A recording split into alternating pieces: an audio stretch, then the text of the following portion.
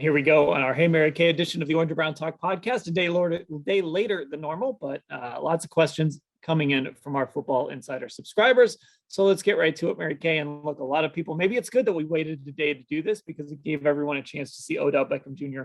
finally score a postseason touchdown and finally get a postseason win with the LA Rams on Monday Night Football. So a few people wrote in and asked, so we're going to use Mike Mudler from Atlanta, Georgia. His question, it was the most straightforward. Hey, Mary Kay, why does Odell Beckham Jr. look so good now? It's a great question. It's a great question. And I attribute it to, there really was just sort of a lack of chemistry between Baker Mayfield and Odell Beckham Jr. They just did not have it together.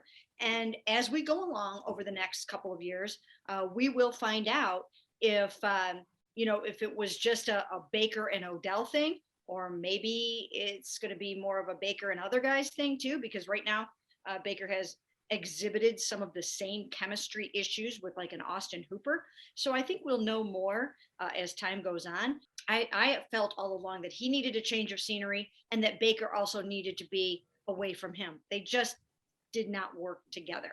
And I thought that he got inside of Baker's head when he was on the field. Baker felt like he had to throw the ball to him, and they just couldn't make it work together. So I was in favor of Odell getting out of here and, that freeing up Baker a little bit, and also giving Odell an opportunity to get back to being what he is, which is, I think, a Hall of Fame receiver. Now, I just got out of, as we tape this on Tuesday night, 7.5 hours of Hall of Fame voting. Some of those plays that he made last night, including the touchdown catch, that's Hall of Fame talent right there. And we saw some of that. We saw flashes of it while he was here. We certainly saw flashes of it when he was with the Giants. So I think, it's good for him now that he can get back to being that Pro Bowl caliber player, maybe even a Hall of Fame player if he continues on this trajectory for the next 3, 4, 5 years. And Baker can try to move forward with new receivers because the Browns need a new crop of receivers. So let's see how it all works out in the end. But I think it was mostly just those two were not a fit. Yeah, I mean, look, there's a bigger Baker discussion here, and I think we probably had that with our last 5 podcasts in our Mayfield Matrix series. Like you said, Odell, you take 5 of those 6 years in New York, and those were Hall. If he has 3 or 4 more years like that, he's a Hall of Famer, no doubt. That sort of has fallen by the wayside since he left New York, but the talent is still there. And I think the frustration from Browns fans more than anything comes in. He's not putting up like amazing numbers in LA, but he scored 6 touchdowns. And last night was a prime example of, Matt Stafford throws this kind of fade or, whatever you want to call it. Odell goes up and gets it. And I think a lot of Browns fans are sitting here wondering, like, where was that, especially this season? Like, where was that when Odell was on the field?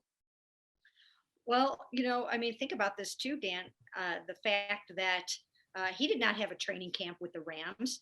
He did not have an off season with Matt Stafford to develop that timing. You know how we were always talking about, you need to just, you need to rep it. You need to develop that chemistry. You need to throw to each other a bunch of times in training camp in the off season. And apparently not. Apparently you don't need to do that. Apparently you just need to have a really good connection between a quarterback and receiver, and it's just got to be natural. And sometimes it's the way that the ball comes in. Sometimes it's ball placement. Sometimes it's getting the ball out quickly enough so you're open enough, and that the defensive back isn't all over you at the moment. So I think it's a lot of things. And I think we can probably agree right now that Matt Stafford is a class above Baker Mayfield in terms of quarterback right now. I mean, Baker's coming off of a bad season. Not that many pass catchers had very good seasons for the Browns. And that's going to be the whole key, obviously, is to get him back on track, to get him some new weapons, to get the tackles healthy, and to hope that you can see Baker making those kinds of plays with his number one receiver. Because I mean, it just wasn't there. And it's not like they didn't try. I mean, he got the targets. I mean, it was just weird. He would drop passes that were like right in his hands too, Odell. It just, and I think some of that was the fact that if he didn't get the ball early on, he lost his concentration, and he didn't get hot in the game.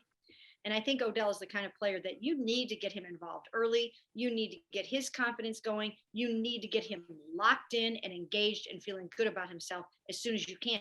The way that they did in that Dallas game last year, Kevin Stefanski recognized that he needed Odell to step up and kind of almost take over that game. And he did. He single-handedly almost won that Dallas game with 3 touchdowns, and one of them from Jarvis Landry, one of them on a reverse, one of them from Baker Mayfield. But nevertheless, he was dialed into that football game. And there's so many times here where he was just like sitting on the, standing on the sidelines, wondering like, when am I going to get the ball? When am I going to get some targets? And like you said, he's not necessarily lighting it up with 10 catches a game, but they're getting him involved. He feels good about himself. And I think it's the start of him rehabilitating his career.